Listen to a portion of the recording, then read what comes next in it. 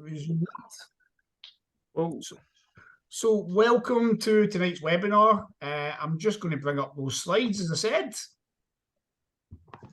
I'm going to mute myself just now because I'm in the gym. So there's loads of banging going on. oh, lovely. Keep involved in the chat. You know, I will do. Talking throughout the session, so please keep involved. So, can everybody see my screen now? Yep. Excellent. So, as I said, today's all about the 5 success secrets of a 3% personal trainer. Some of you have read the workbook so far, and some of you maybe haven't, and that's absolutely fine because we're going to go through it now. So, I know there's a few people in the room who know me, and there is a few people who don't know me. So, for those who don't know me, I'm just going to give you a quick 2-second run through of who I am.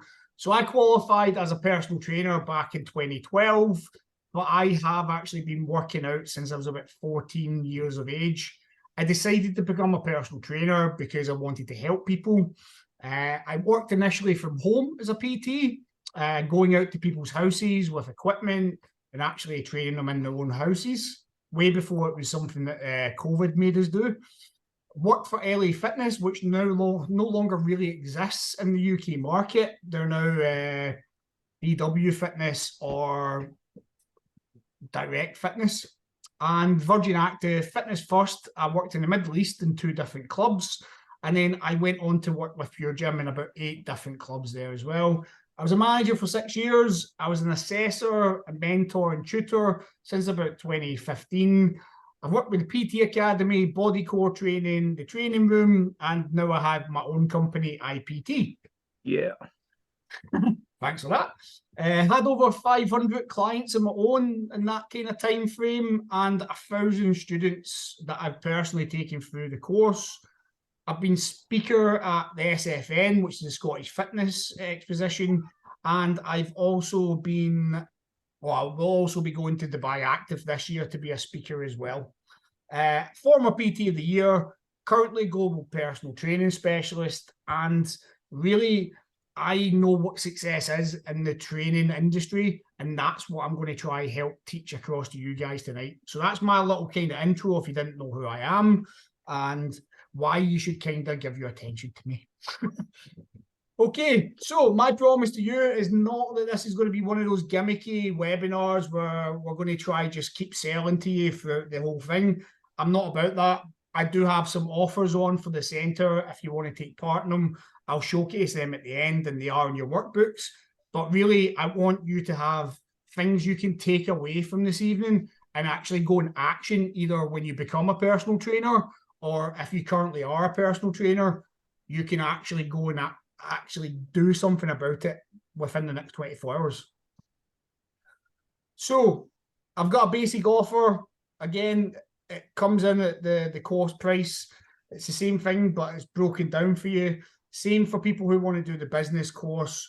But let's forget about that just now and just go straight into Secret 1. And before I get into Secret 1, you'll see the thing this evening is called the 3% personal trainer. And to kind of give you an idea, the 3% personal trainer is the personal trainer who's still in the industry after 1 year. So that's somebody who's had some kind of success and they can keep going in the industry after their first year of business. 97% of personal trainers leave in their first year of the industry. That's slightly starting to change, and it's only starting to change because of things like these kind of webinars, because of business actual gurus coming on board and giving proper information out now, and actually people starting to treat personal training as a business. So the very first thing you need to do is make sure that your offer is clear and present. So if you have social media, make sure it's on social media. If you are on a gym board, make sure it's on the gym board. Make sure people know what your offer is, and it's always there for them to see. So you'll see on the kind of slides that I've curated that I've got this slide here for you to fill out. What's your offer currently? And if you're going to have an offer in the future, Who do you think you're going to be working with? Who is it going to be directed at? So try to think who that person is. And it's not about having just one type of person to train. It really isn't. But the more that you can tune in your actual offer, then the more chance you have of actually capturing somebody. Because if it's too general, people just don't want it. And a good case and example of that is I coach somebody to do weight loss, and that's the caption. But so does everybody else. So why would I pick you over another trainer? So we need to actually go a little bit direct and say, I help busy dads lose 12 pounds in 12 weeks. Think about who your offer is directed at. You don't have to go as specific as mums or dads. You can just have, I coach busy people to lose 12 pounds over 12 weeks. But we want to have it more direct. We want to have some kind of calling to it, because who doesn't want to lose 12 pounds? I know I could be doing with losing 12 pounds. So, you know, people are going to put their hand up. They're going to come to you. They're going to be attracted in. So we need that call to action. And we'll get to the call to action. Why would the client buy from you? What's their pain point? So when we're thinking about the kind of business we want to drum up as a personal trainer, the people who you're going to work with have pain points. Now, you might have pain points going into the gym, or you might have had them in the past. So for myself, for instance, I broke my knee at a very young age and had to go into the gym to rehab. So I understand the mindset of somebody who has to rehabilitate their knee. So I want to help somebody like that. So I know all the pains, so like the mental struggle. So part of my offer might be to support that mental success, that motivation, having somebody to be accountable to, and actually having that as part of my offer, because that's going to help support that person through their pain. It shows empathy, it shows support, and it means that they'll be more attracted to work with you. How easy are you going to make it to actually work with you?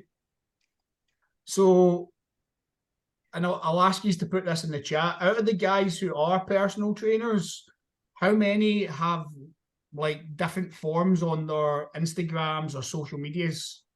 If you just put it into the chat.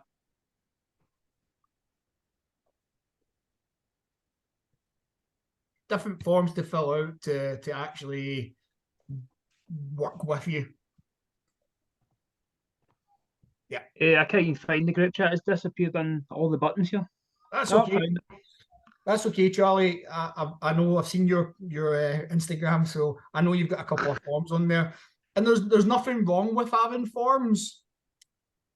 But is it easy for the client to click through? Is it confusing? Yeah, I had that problem not long ago. I used Jotform, but I didn't set it up properly, so it was asking them to sign in with their details rather than take them straight to the form, which I had a problem with that. And then after I sorted it, it takes you straight to the form, which is an improvement, because nobody wants to type in their details and emails to somebody they've never met. Exactly.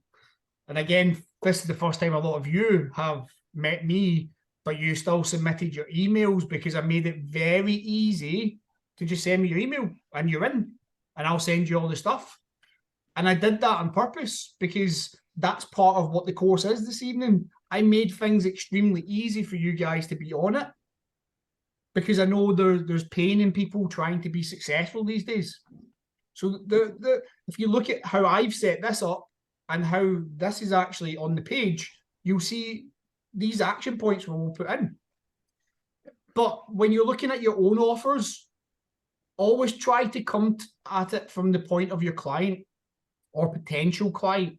So if I see a personal trainer and I like their stuff, I might click on their form, but it might be quite a complicated form.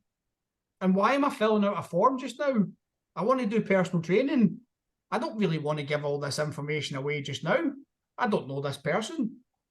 So try to think about your process of how somebody comes into the business.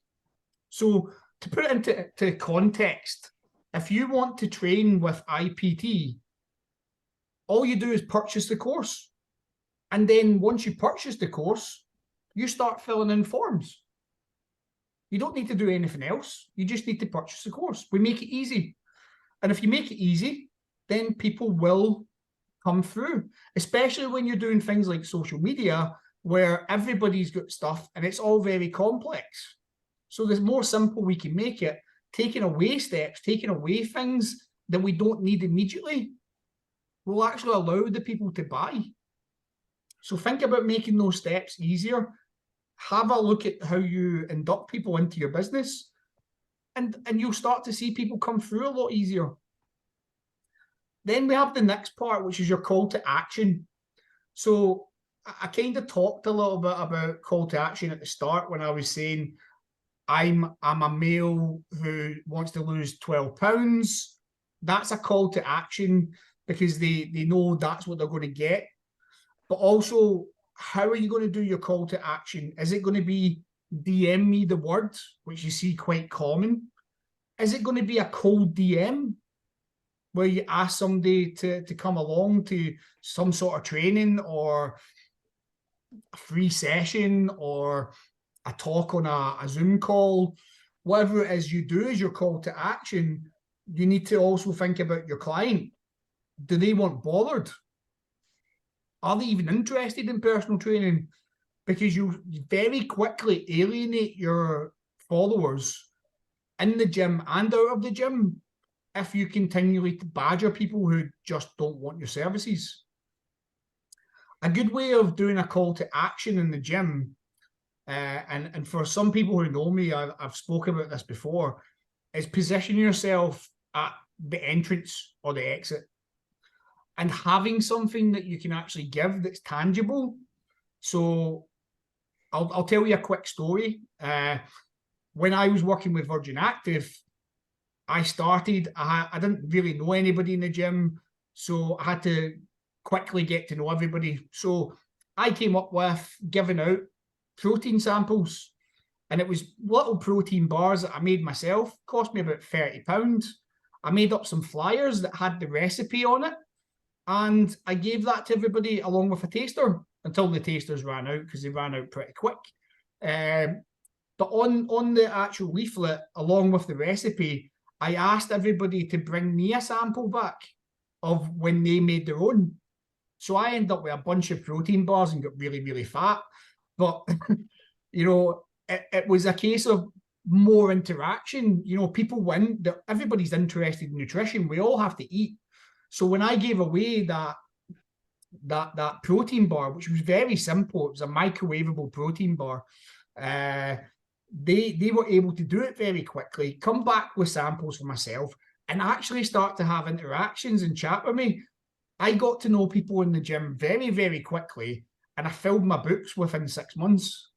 So that call to action, asking somebody to bring me a sample back because I'd love to find out how they do it, really, really worked, because I'm putting the onus on the person to come to me and not me hounding them all the time. Like, come and work with me, come and work with me, come and work with me, because people just get fed up of that. So think about your call to action and how you can relate to your target audience, your target demographic, and then reinforce the point. So if we're looking for people who want to work with us, and say it as weight loss, and we'll just take weight loss because it is the common one, a reinforcement point might be trying to reach out to the heart. So why does somebody want to lose weight? So if I'm working with busy parents, then it could be the reinforcement point is, let us help you lose 12 pounds over 12 weeks so you can continue to play and have fun with your kids well into the future.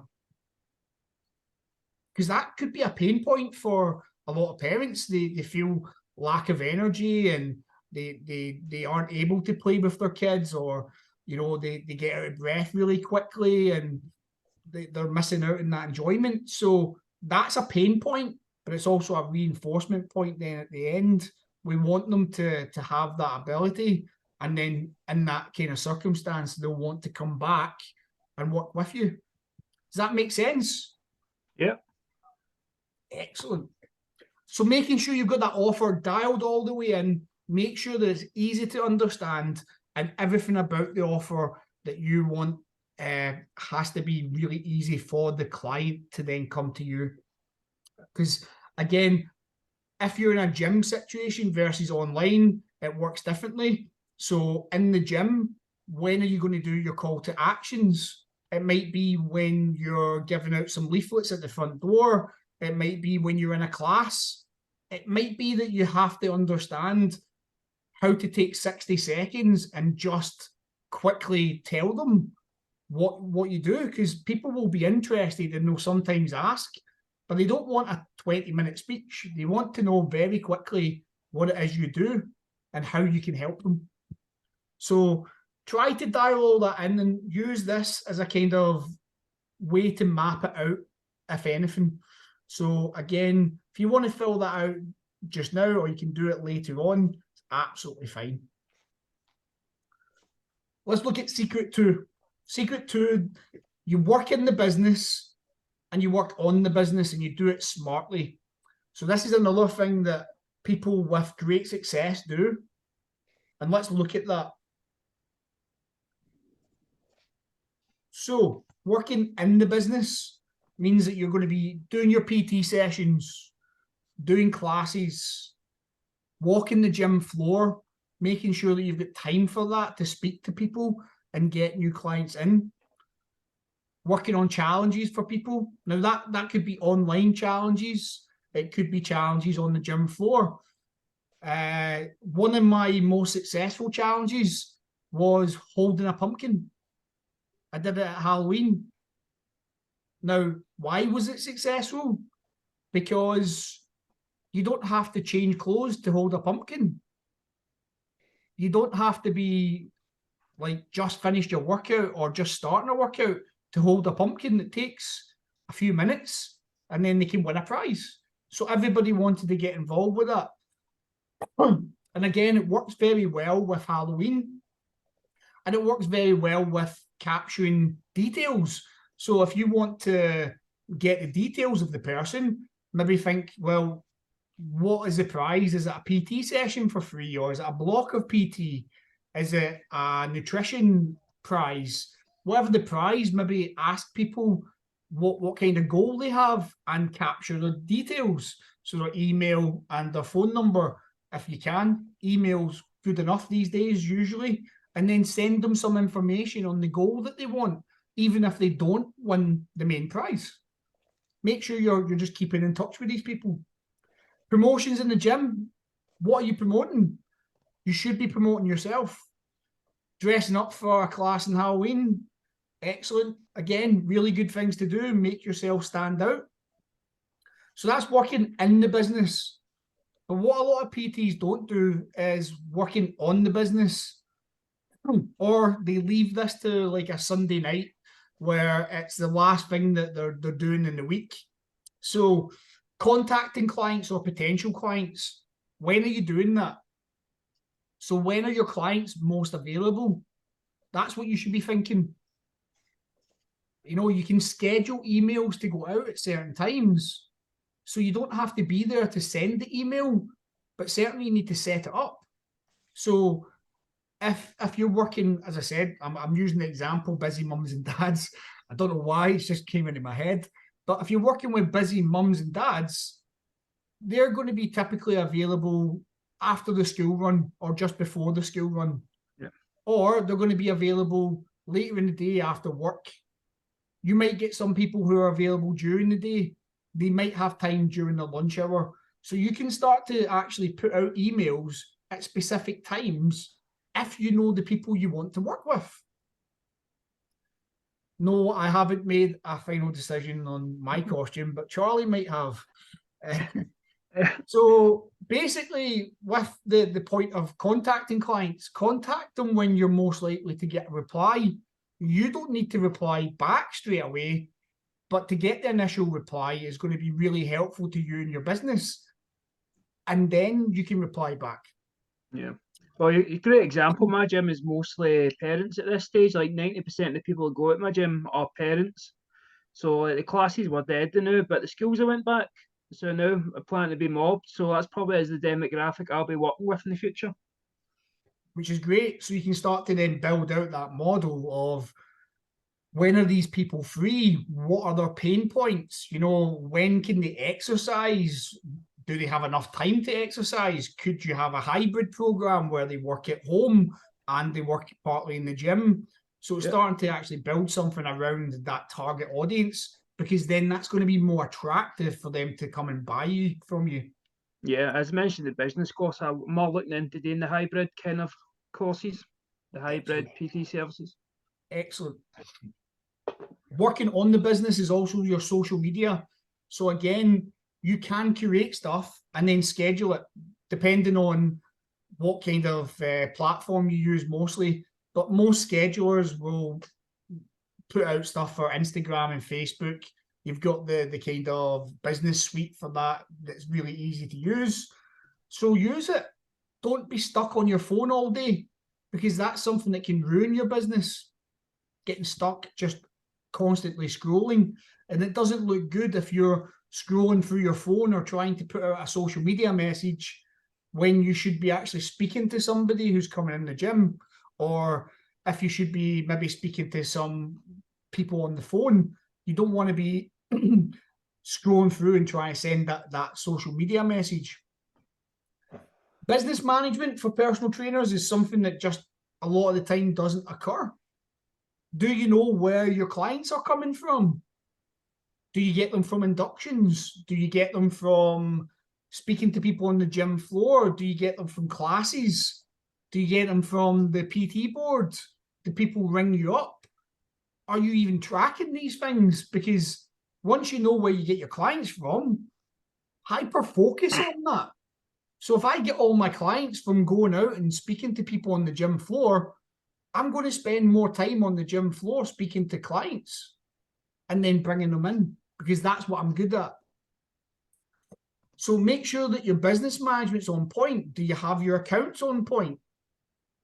So if you don't have your accounts on point, do you know how much you're going to be paying the tax man at the end of the year?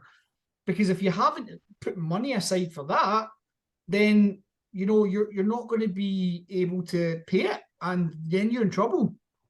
So we want to manage the business so we can be successful. So pay yourself an amount each month, just like you would if you were in a job.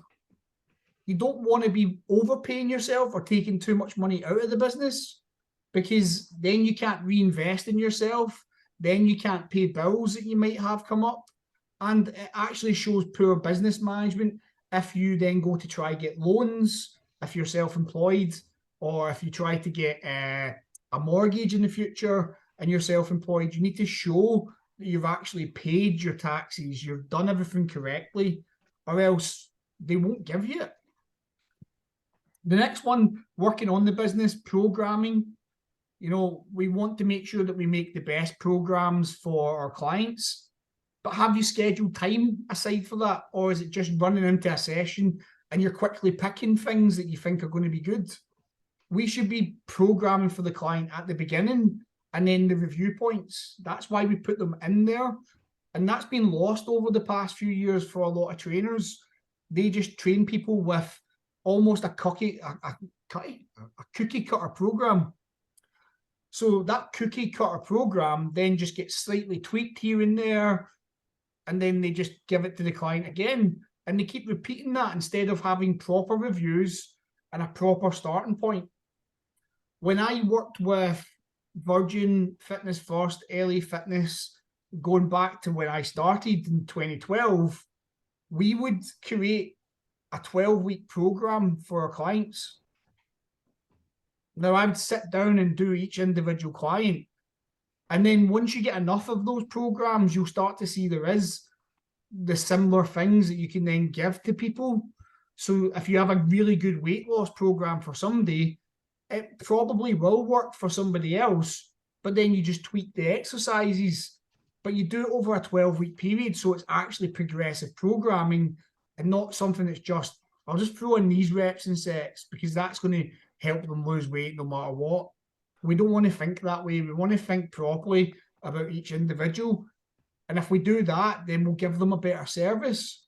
And the better service they receive, then they're going to stay. A lot of the time, you see people that lose personal training clients.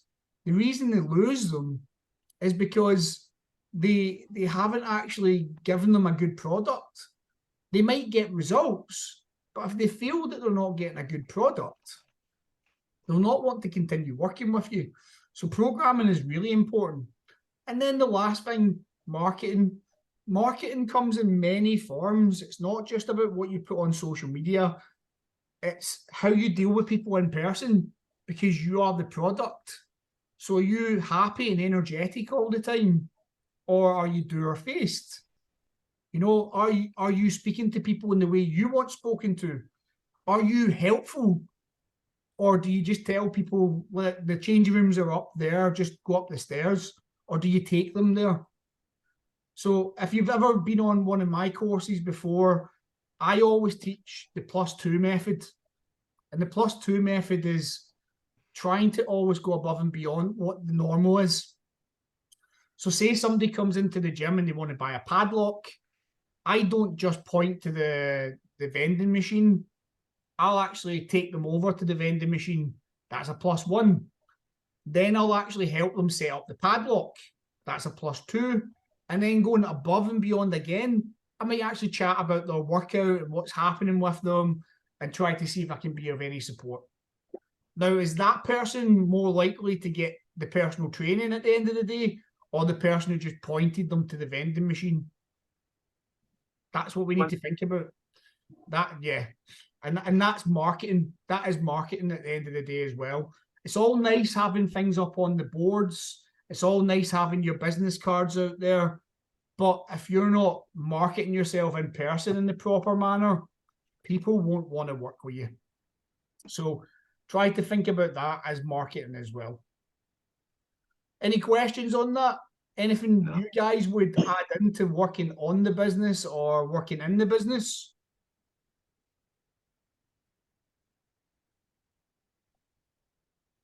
It's okay. There is plenty of stuff that can go into these categories. And the reason I've left this blank document for you guys is to start thinking about your planning for these things.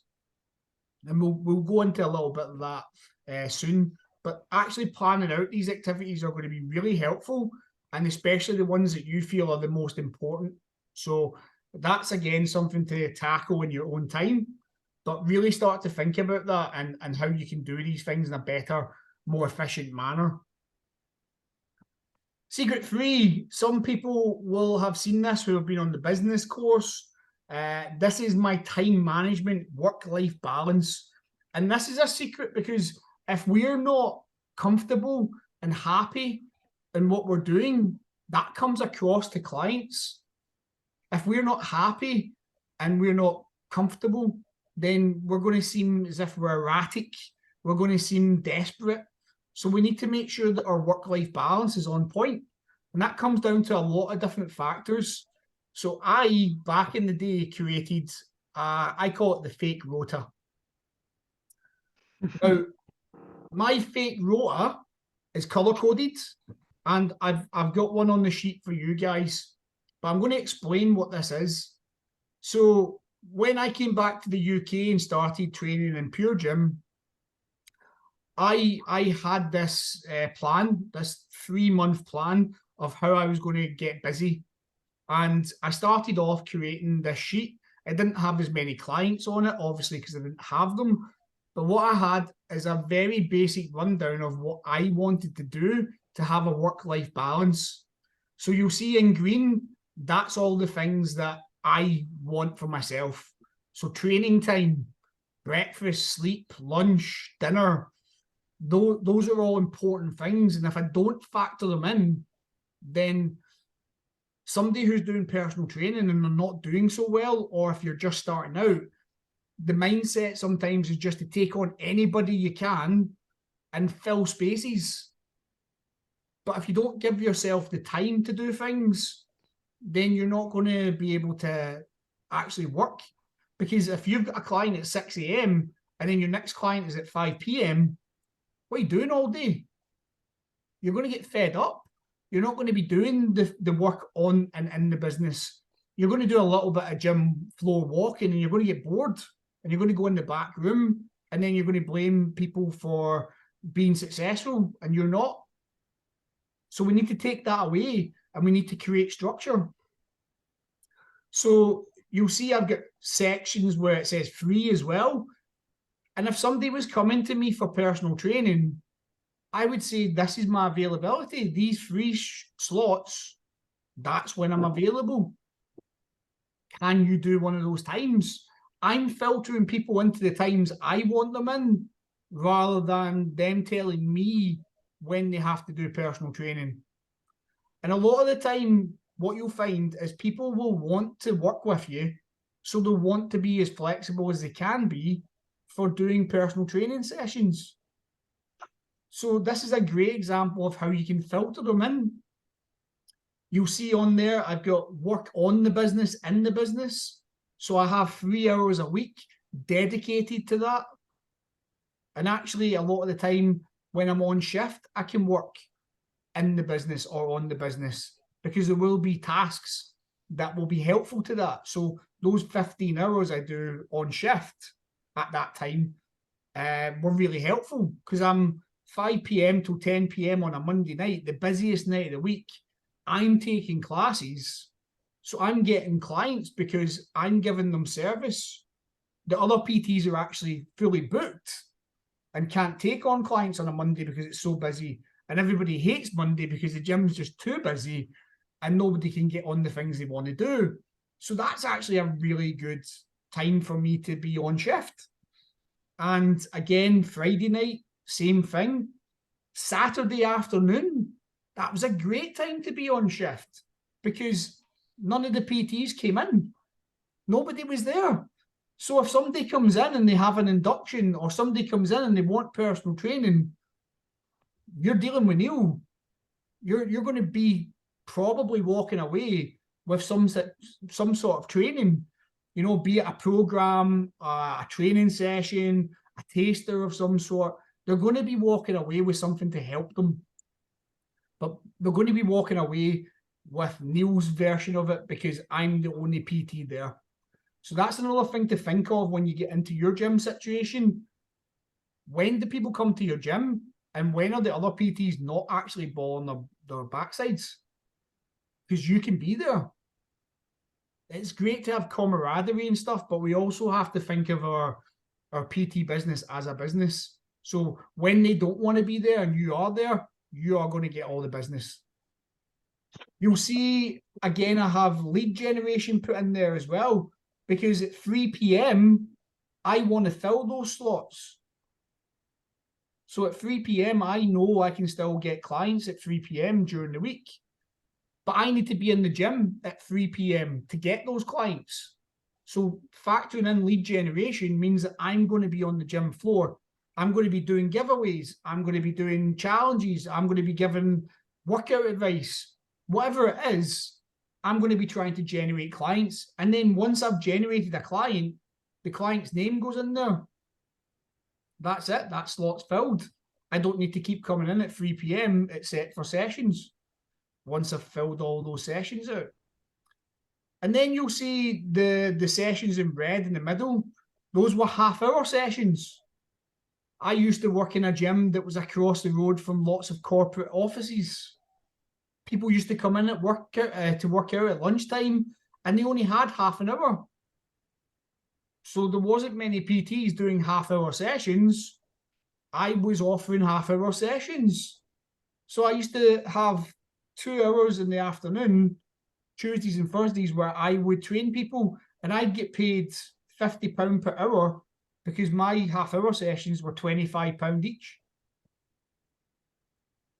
So £50 per hour, £100 for my lunchtime, that's not bad money. And that's still even going back a few years. So, you know, depending on what you charge now, you could be making more.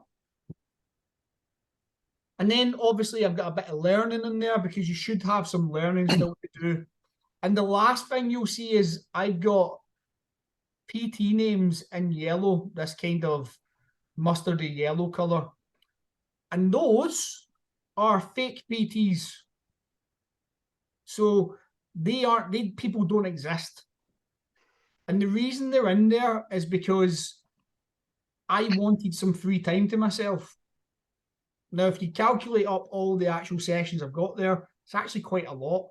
But those sessions in the mustard yellow, if a client comes to me and they can only see the free sessions, but then they say, but Neil, I see you've got 11 AM on a Thursday available. Sorry, I can only do 11 AM on a Thursday. Then I can go and say, well, do you know what? I'll go and speak to Charles, and I'll see if he's available to change that session. And then you can actually go back to the client and say, Charles has moved, I can now put you in. And I give up that hour. Why did I have that hour off?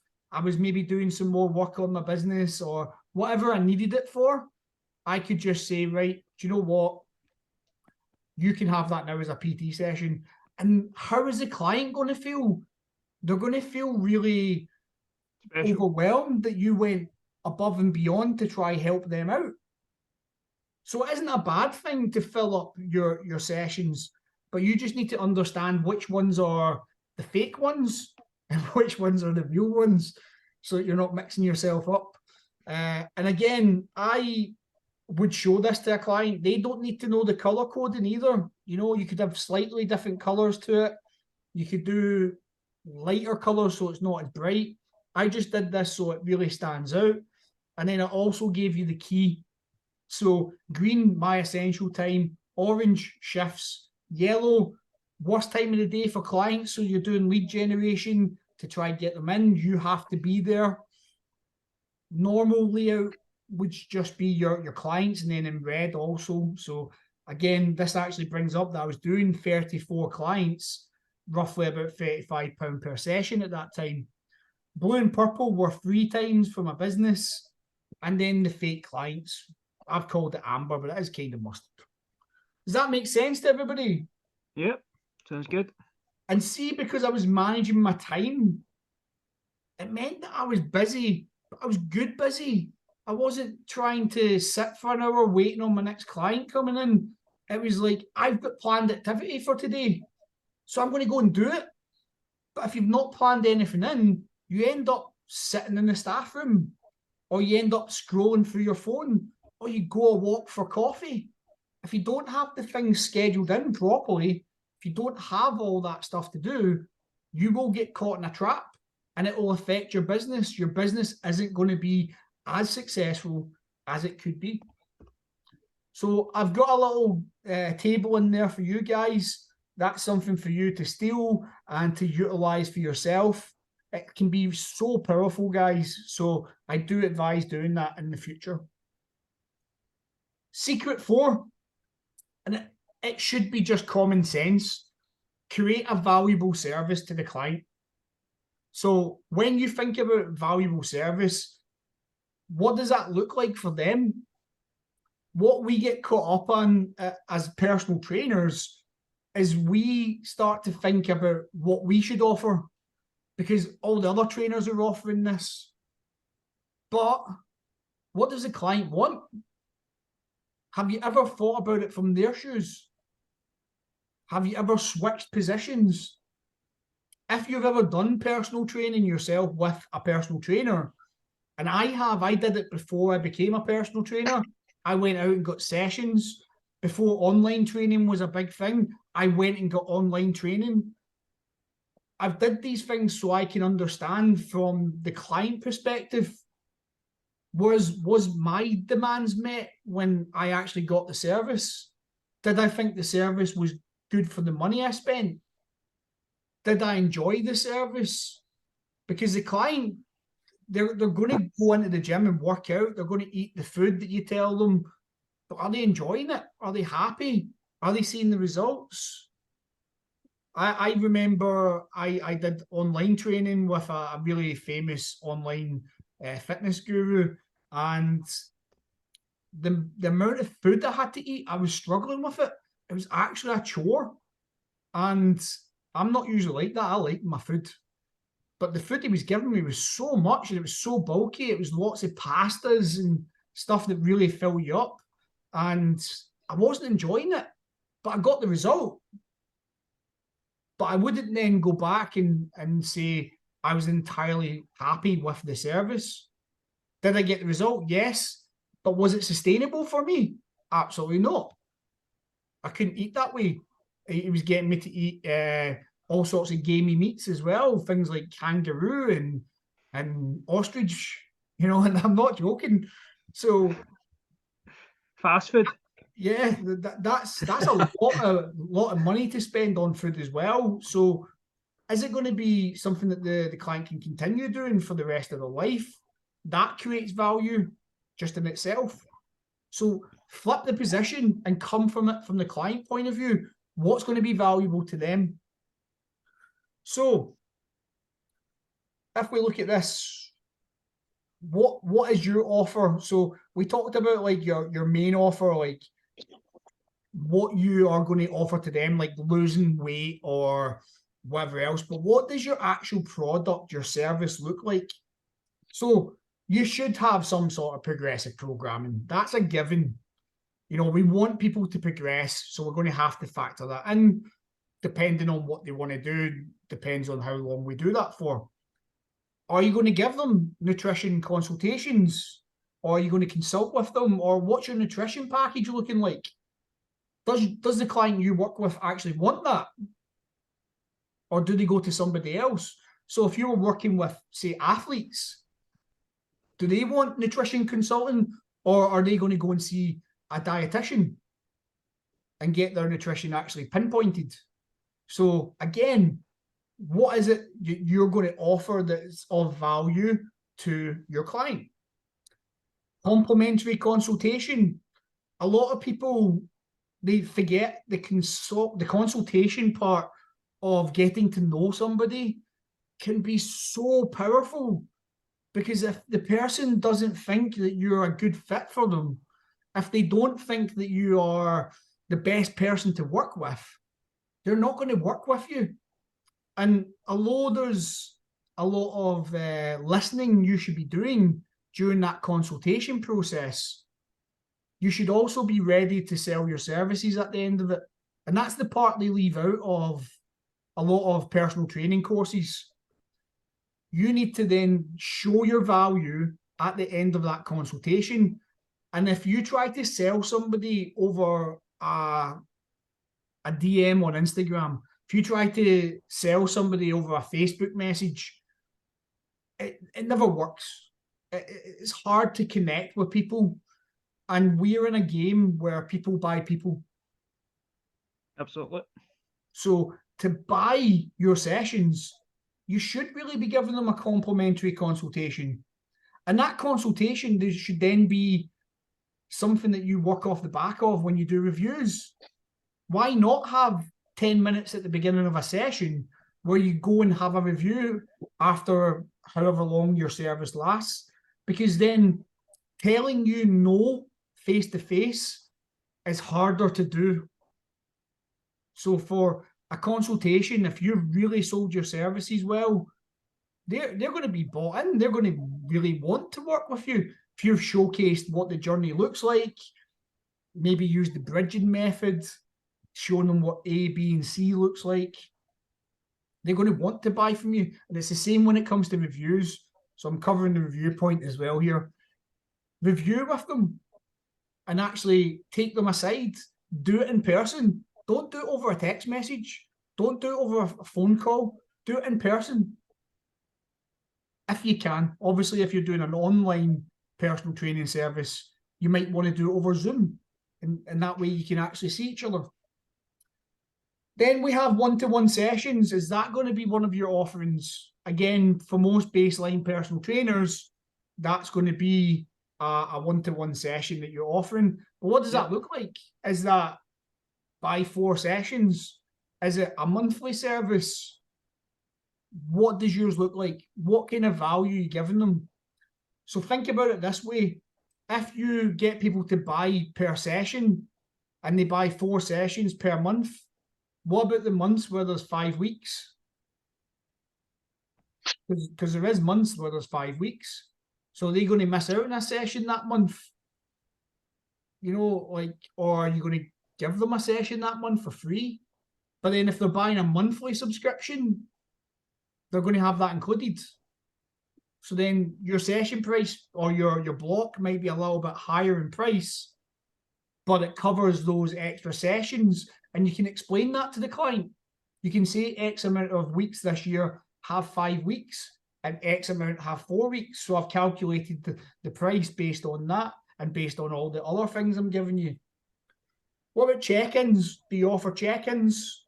Do you offer advice? A lot of the time we can end up being the psychologist for a lot of our clients. So are they able to contact you when they have something go wrong in life? Social media coverage, do you help them with their social media? Are they going to help you? Are they comfortable with that? Many of the clients I worked with back in the day didn't want to be seen on social media because they had issues with their body. I worked a lot with weight loss. And why would they want to show themselves when they don't feel good about themselves? So I always tell clients, take pictures, keep them to yourself. And then if you want to showcase them to me later on, if you want them showcased later on social media, great, let's work together. Let's showcase that. But if not, no big deal. Could you write me a review instead? What about text message service? Are you going to give them times where they can text you and you'd be available? Remember, go back to that timetable. So I work as a business most of the days between 9 and 10 o'clock at night.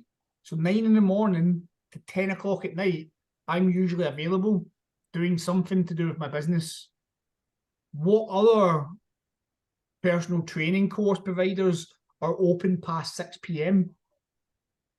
Most are shut. So I'm in that space again where people can still contact me if they want to speak about getting personal training courses. So I've opened my doors up. Are you going to do that? And remember, you have to have your own time as well. So if you've got a date that night and you want to go and have a meal, then, you know, you can just put busy on a date on the text messaging service, have a WhatsApp group set up, you know, whatever it is.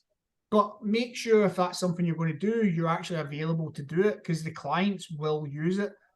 And as a personal trainer, if you don't set up a text message boundary, they will take the mick.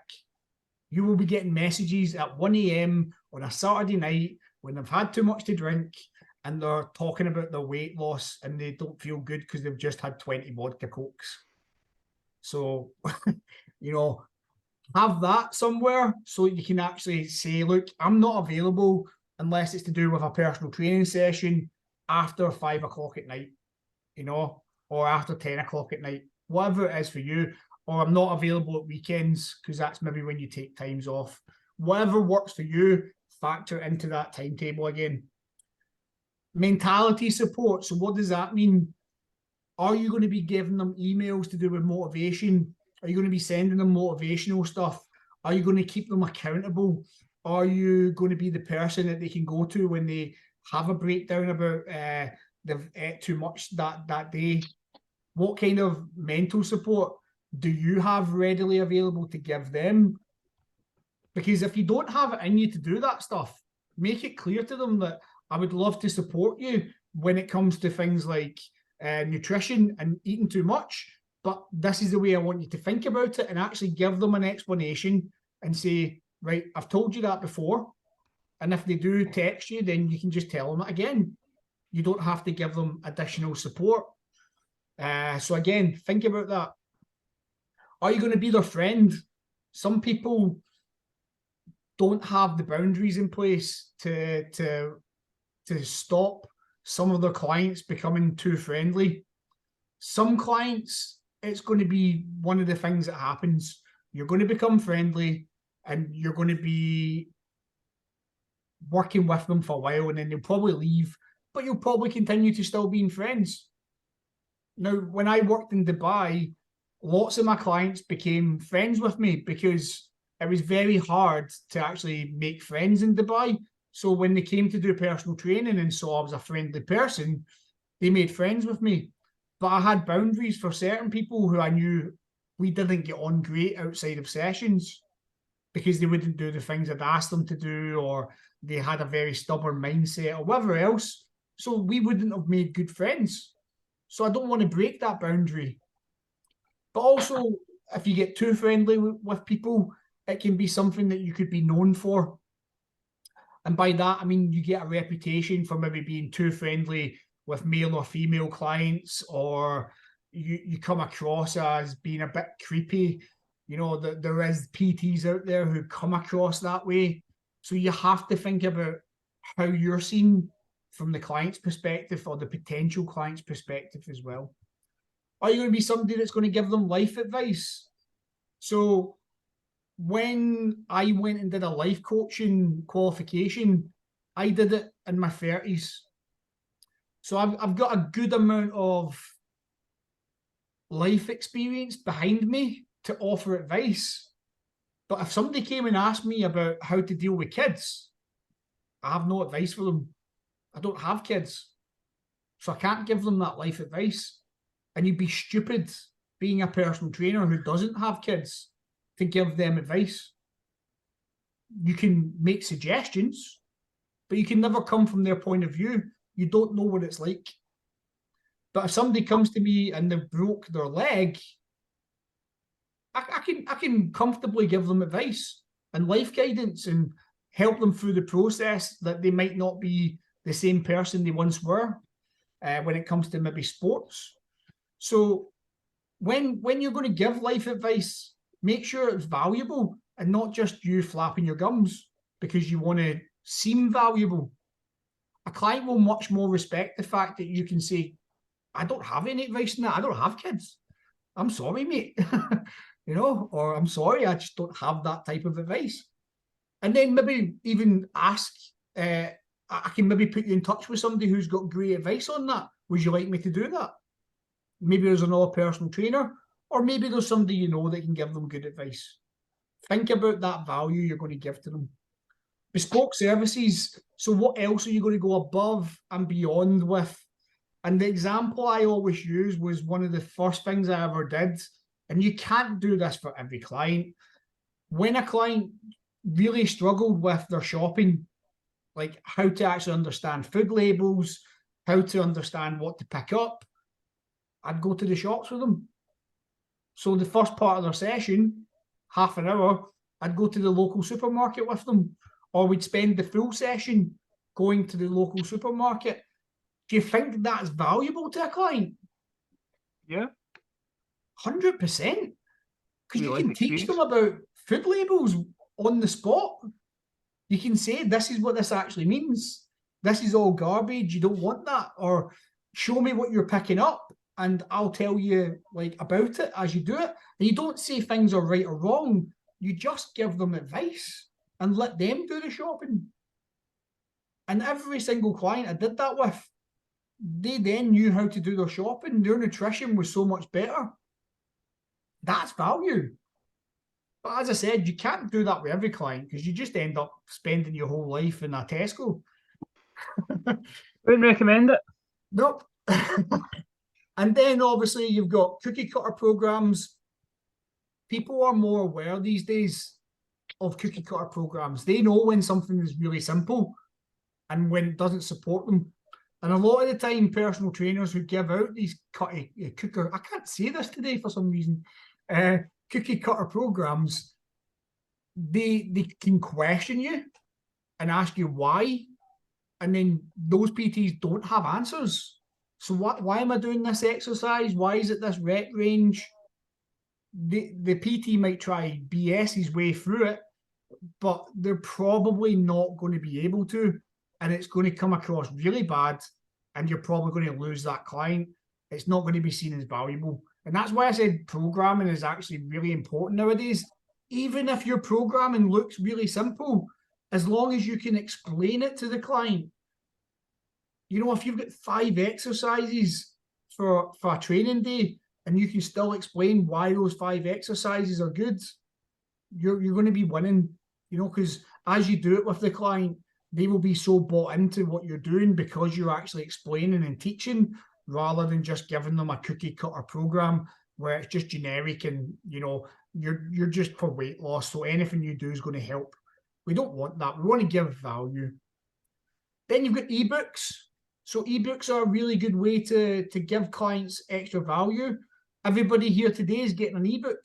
You'll get it after this session this evening. I'll send you it all out. It's worth $12.99. And it covers why a lot of these things came to pass in the first place.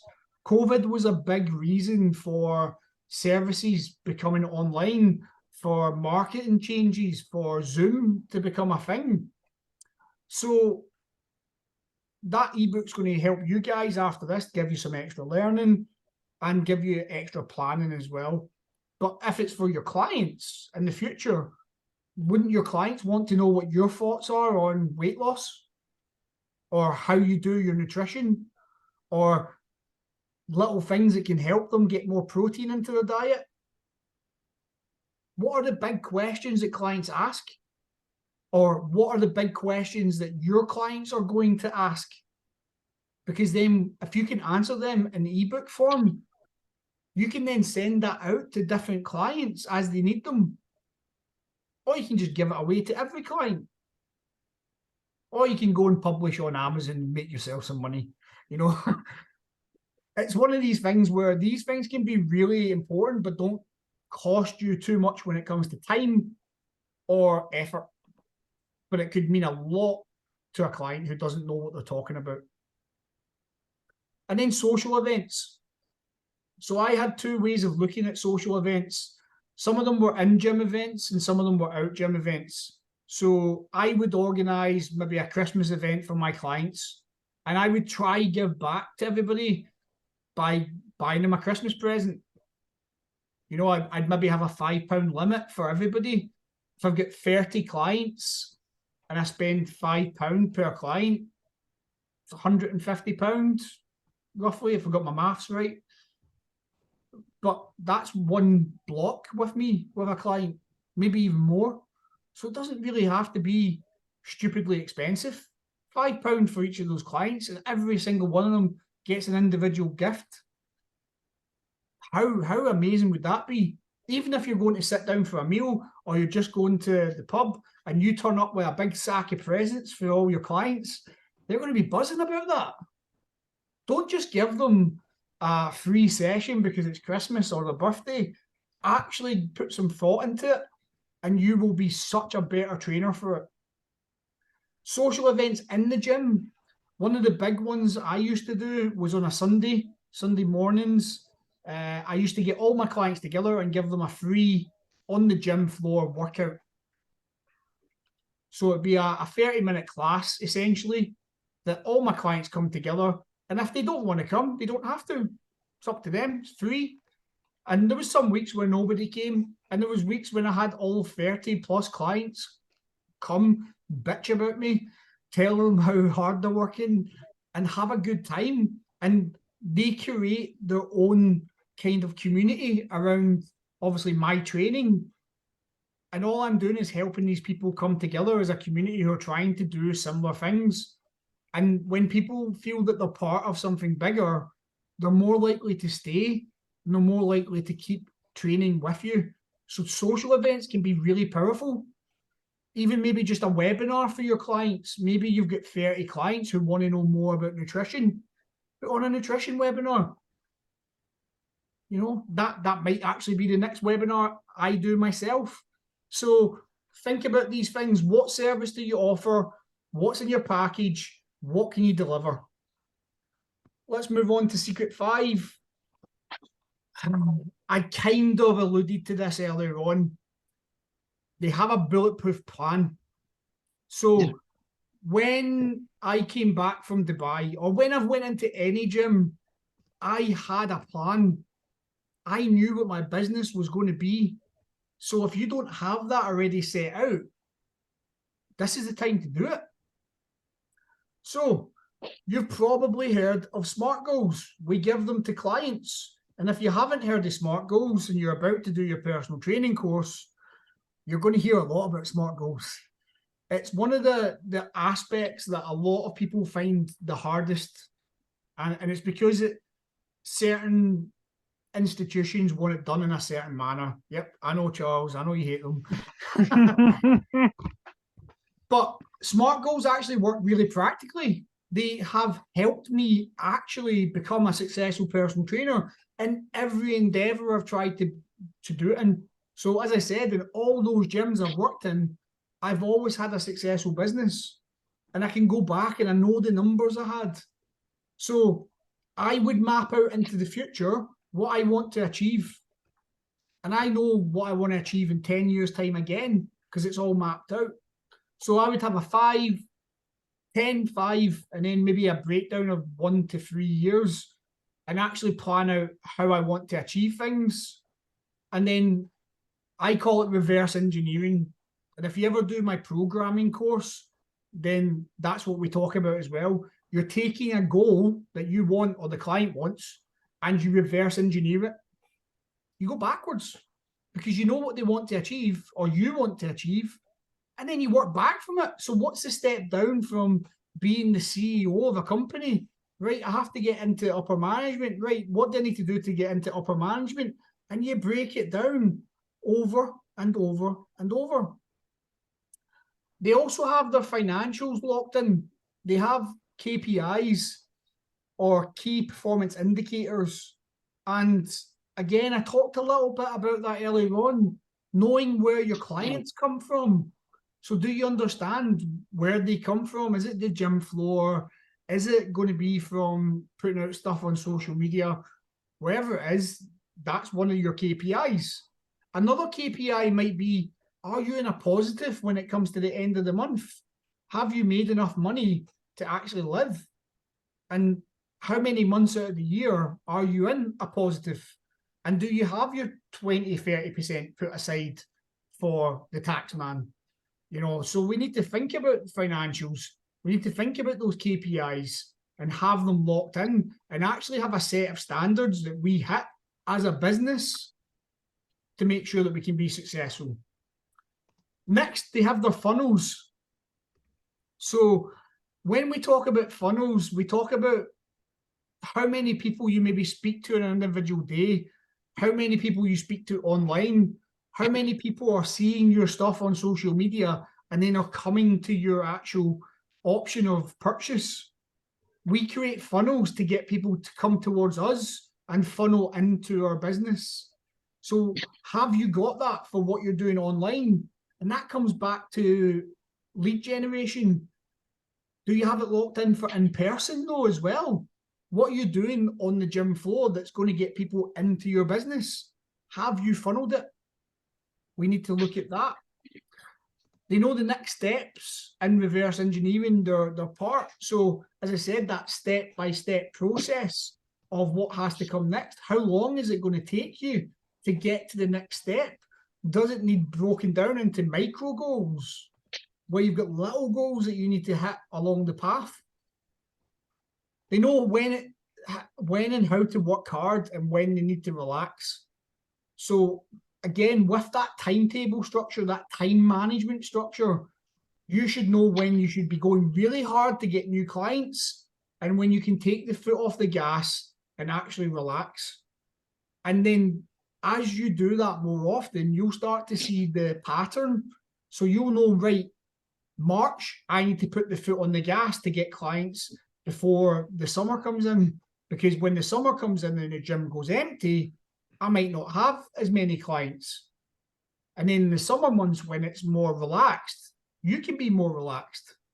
So it's picking and choosing your battles and making sure that you see the patterns in your business as you move forward.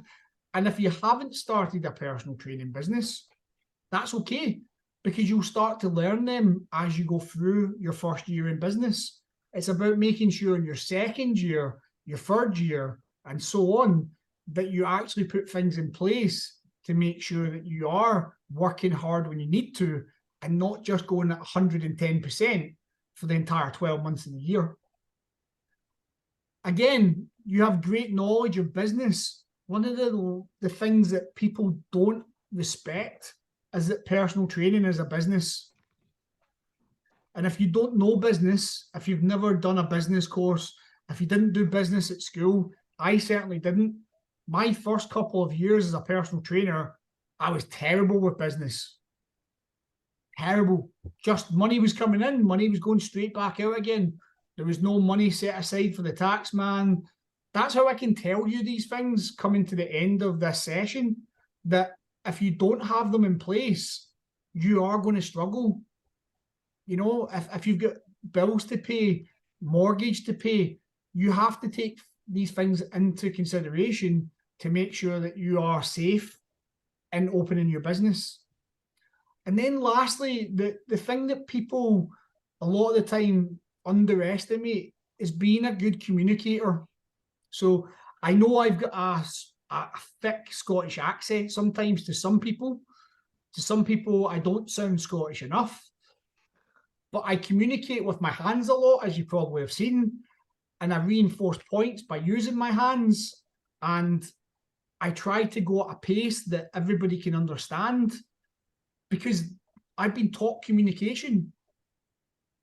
And if I'm communicating in that manner to a client, everything's going to be clear as day. There's not going to be a thought process where they're like, oh, I don't know what Neil actually meant there. And if they do think that, they also know I'm a good person and good at communicating. So if they ask a question, they know I'm going to answer with as much information as I can give them. So be a good communicator. You don't have to be the most knowledgeable personal trainer to be a good communicator. But you do need to be a good communicator so the client understands how good you are at what you do. Because if you can't communicate that, even the best personal trainer will never get any service. They'll never get clients. And I've known personal trainers who have level 4 cardiac rehab, and they've got back pain management level 4 personal training, and they had no clients. Probably some of the most knowledgeable people I knew, but they weren't good communicators. They were introverts, and they found it really hard to actually go and speak to people and communicate. So that's actually a really, really important one. And to help you guys, all I've done is I've given you a SMART goal sheet, so you can then go and break down your goals and actually what you want to achieve. So if you want to still be training in the industry in 10 years' time, what does that look like? Are you going to be a personal trainer? Are you going to have your own unit or your own gym? Are you going to be a manager? What does your journey look like? And what does your first year look like, and second, and so on? Use this as you will, guys. But I think it's a really important thing to actually map out your career, because then if you map it out, you'll be in a direction. You'll be going somewhere. But if you step into the fitness industry without a map, without knowing where you're going, you're not going to last. And again, that's why a lot of personal trainers, they come in with no direction and they leave within the first year, because without direction, they don't know what to do with themselves. So I hope that's been helpful, guys, when it comes to the kind of 5 goals. Obviously, just to summarize it, make sure you've got a clear offer. Make sure that you work in and on your business. Don't just do one. Have good time management. Make sure you manage that the best that you can to have that balance. Make sure the value is there for clients, because that's what keeps them. And I've had clients for 5 years that stayed with me, and longer in some cases. So create that value and have a plan. Have a long-term plan, have a medium-term plan, and have a short-term plan. Hopefully that all makes sense. And they shouldn't really be secrets. They shouldn't. It should be common sense. But the amount of people who don't do it when they come into the industry, they think it's just great. I've arrived. I'm a personal trainer. People are going to flock to me because I'm so personable. It doesn't happen. Just doesn't happen. So yeah, shouldn't be secrets, but here we are. So, Q&A. We'll have a bit of a Q&A on that, guys, first. If anybody's got any questions, feel free to unmute yourself and ask away. No, I'm sorted through the business course, but obviously I'm going to head off now. But if any do struggle this, I do recommend you do the business course because it gives us a lot more time to get into it than obviously the hour we had there. Basically, that's me for the night. I'll leave you to it. Thank you, Charles. Have a good one. I'll Later, see Charlie, you mate. soon. Enjoy, boys. Catch you Yeah. after. Sorry, who's that? Bye to Charles. Bye. Any questions, guys? No, I don't have any questions. Everything's really clear and well put together. I really I thought it was brilliant, Neil. A lot of things you touched on, the business course and stuff, and just general chats with you, but this has just reinforced it for me. Amazing. I'm glad it has, Liam, because Yeah. I know you're looking to get started. So this is ideal kind of stuff Definitely. for you going in. So that's brilliant. Great Will feedback. give me the Thank best you. start, mate. Definitely. Appreciate it. Any questions from any of the rest? Ah, awesome. I must have been really clear then. See, that's that communication again, guys. That's that, mate. Right, so as I said, guys, I do have a couple of offers for you. You obviously can take it at your will. It's not really for me to say. You'll see, obviously, we do the 90-day program. We have broken down how much it's actually worth here. So, you know, like we have places, but it's only 10 places on the course. And usually you'd pay well in advance of £5,000, but we are doing it for just under 2. For people who want to pay in full, they get some extra stuff like the tutoring one-to-one. So one-to-one sessions like this with me, if you ever need it. And they usually cost £40. So you're getting unlimited ones if you pay in full. And you also get a hoodie and a t-shirt, which is always great fun. And if you are just interested in doing the business course, then it comes in at a cost of £199. But after looking at it, it's actually worth over £5,000. So we're going to be doing that over 2 days this time, because the 9th and 10th of September, I'll be back from vacation. And also it needs 2 days. So you heard from Charles, who actually did the course. Liam, who's still here, he did the course. It's too much to actually have on 1 day. So we're keeping the price the same, but we're spreading it out over 2 days. And that will be getting advertised on our social medias coming soon. But obviously, you guys are the first to know about it for turning up this evening. So thank you for that. And then obviously, well, there's Liam's review there. It was awesome. Charlie's review and a couple of other reviews that we put in there just so you could see it. And again, that's on your workbook, guys. So I'm not going to belittle you by keeping it. I have taken up loads of your time, so I'm going to stop the share there.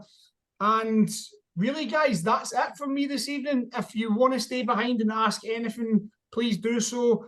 But feel free to go, and thank you for attending. We'll try do another one next month. Thank you, sir. Brilliant.